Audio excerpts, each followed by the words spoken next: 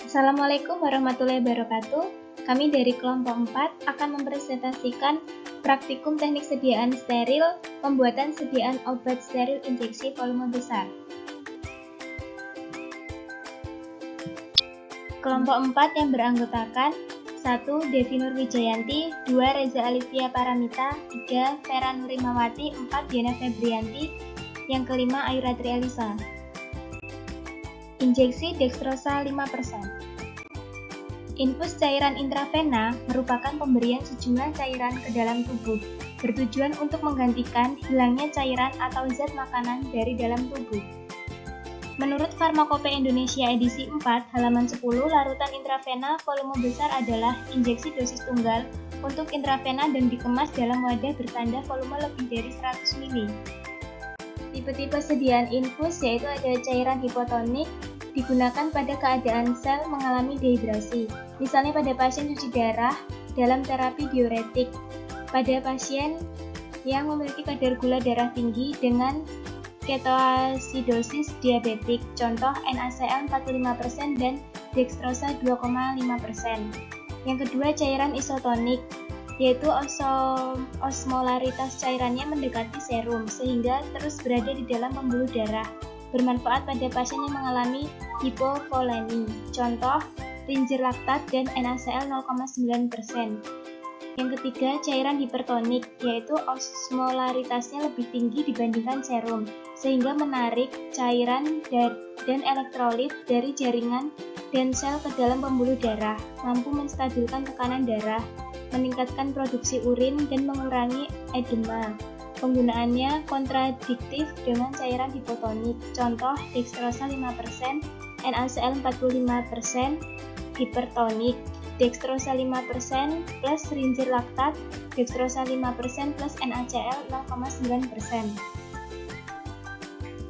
Tetapan isotonis, menurut Farmakopeia Indonesia edisi 4, osmolaritas lebih dari 350 tonisitas hipertonis, 329 sampai 350 tonisitas sedikit hipertonis, 270 sampai 328 tonisitas isotonis, 250 sampai 269 tonisitas sedikit hipotonis, 0 sampai 249 tonisitas hipotonis.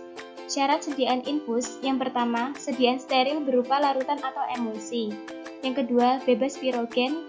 Ketiga, sedapat mungkin dibuat isotonis dan isohidris terhadap darah. Yang keempat, infus intravena tidak mengandung bakterisida dan zat bakar. Yang kelima, larutan untuk infus intravena harus jernih dan praktis bebas partikel. Yang keenam, volume terukur tidak kurang dari nilai yang ada pada etiket sediaan.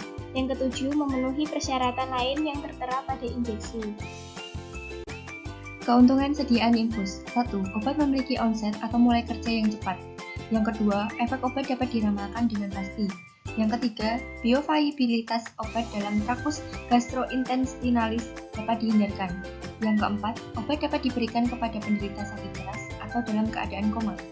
Yang kelima, kerusakan obat dalam trakus gastrointestinal dapat dihindarkan. Kemudian kerugian sediaan infus. Pertama, rasa nyeri saat disuntikkan. Yang kedua, memberikan efek psikologis pada penderita yang takut suntik. Ketiga, kekeliruan pemberian obat atau dosis hampir tidak mungkin diperbaiki terutama sesudah pemberian intravena. Yang keempat, obat hanya dapat diberikan kepada pasien di rumah sakit atau di tempat praktek dokter. Yang kelima, lebih mahal dari bentuk sediaan non-steril karena ketatnya persyaratan yang harus terpenuhi. Contohnya steril, harus bebas pirogen, jernih, praktis, dan bebas partikel. Alat dan metode sterilisasi. Alat, beker gelas 1000 ml, menggunakan autoclave, batang pengaduk menggunakan oven, corong gelas menggunakan oven, gelas ukur menggunakan autoclave. Untuk penanggas air dan timbangan analitik tidak dilakukan metode sterilisasi. Untuk kertas perkamen menggunakan radiasi, spatula menggunakan oven. Untuk wadahnya, botol flakon infus 500 ml menggunakan autoclave, karet tutup direbus. Bahan-bahan yang digunakan dalam pembuatan infus dextrosa 5% yaitu ada yang pertama, NaCl dengan pemberian habur bentuk kubus tidak berwarna atau serbuk habur putih, rasanya asin, larutan mudah larut dalam air sedikit lebih mudah larut dalam etanol, air mendidih, larut dalam gliserin, sukar larut dalam etanol. Indikasinya untuk pengganti ion Na+ dan Cl- dalam tubuh. Stabilitas dan pH. Stabil dalam bentuk larutan. Larutan stabil dapat menyebabkan penguratan partikel dari tipe gelas. pH antara 4,5 sampai 7.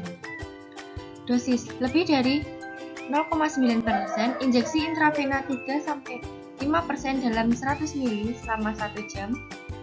Injeksi NaCl mengandung 2,5-4 mg per mili Na+ dalam plasma 135-145 mg per liter. Yang kedua ada Aqua Pro injeksi, diperoleh dari hasil sterilisasi Aquades atau air suling, kegunaannya sebagai pelarut. Yang ketiga dextrosa, pemberian bablur tidak berwarna, serbuk granul putih, tidak berbau rasa manis, larutan, sangat mudah larut dalam air mendidih, sukar larut dalam etanol. Indikasinya sebagai sumber kalori dan zat pengisotonis. Stabilitas dan pH, stabil dalam bentuk larutan. Dextrosa stabil dalam keadaan penyimpanan yang kering dengan pemanasan tinggi dapat menyebabkan reduksi pH dan karamelisasi dalam larutan. pH antara 3,2 sampai 6,5.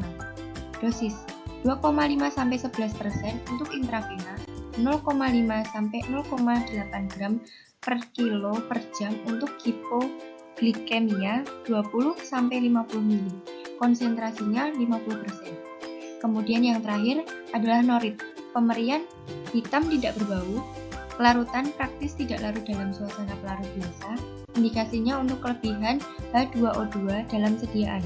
Stabilitasnya stabil di tempat yang tertutup dan kedap udara, untuk dosisnya tidak ada, atau sesuai dengan kebutuhan. Untuk perhitungan bahan, kita menggunakan rumus E sama dengan 17 iso per M.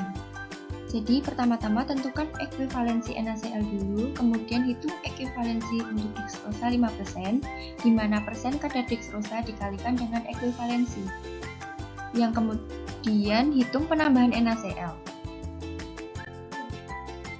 Untuk nilai ekuivalensi dextrosa yaitu 0,179, kemudian untuk NaCl yaitu 0,989. Kemudian untuk menghitung ekuivalensi dextrosa 5% yaitu 5% dikalikan 0,179 yaitu hasilnya 0,895%.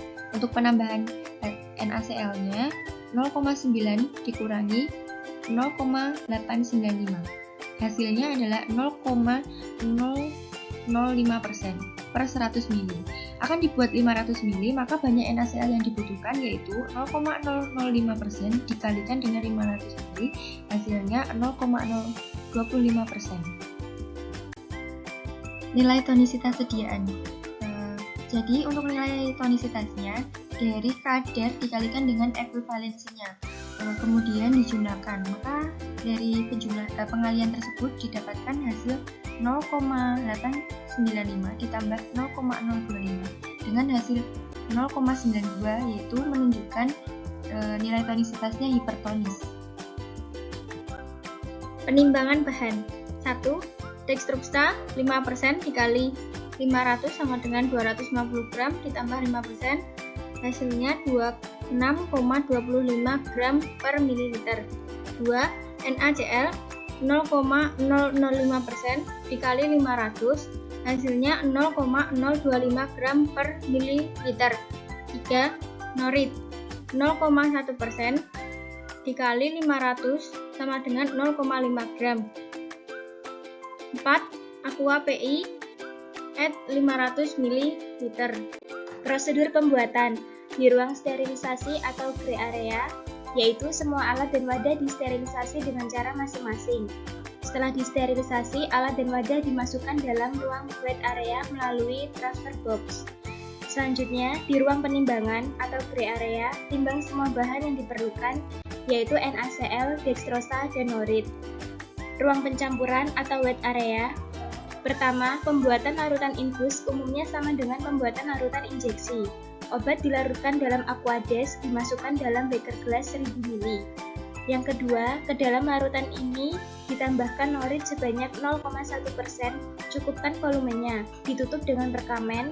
Dan yang ketiga, panaskan larutan ini di atas nyala api spiritus pada suhu 60-70 derajat Celcius selama 15 menit sambil diaduk dengan batang pengaduk. Yang keempat, larutan disaring langsung ke dalam botol infus yang akan diserahkan.